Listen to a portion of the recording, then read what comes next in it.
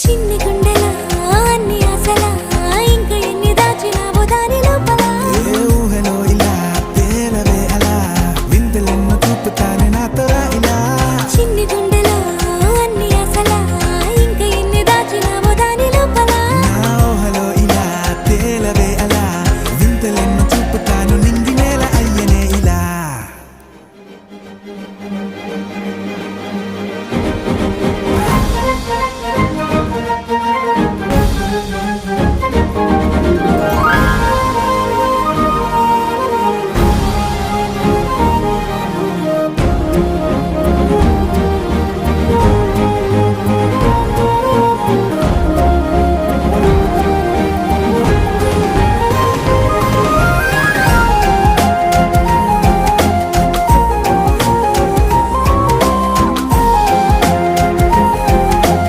തയ്യാറാക്കുന്നതാണ് സാധാരണയായി പെക്റ്റിൻ ഉപയോഗിക്കുന്നത്. ഇത് പോളിസാക്കറൈഡ് എന്നറിയപ്പെടുന്ന ലയിക്കുന്ന ഫൈബറാണ്.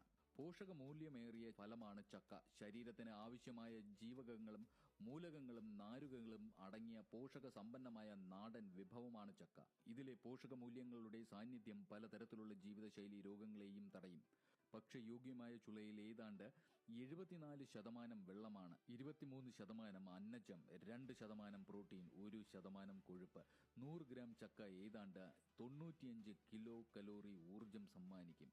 ഇതുകൂടാതെ വിറ്റാമിനുകൾ, സോഡിയം, പൊട്ടാസ്യം തുടങ്ങിയ മൂലകങ്ങൾ, കാൽഷ്യം, ഇരുമ്പ്, ഫോസ്ഫറസ് തുടങ്ങിയ ധാതുക്കൾ എന്നിവയുടെയും സാന്നിധ്യമുണ്ട്.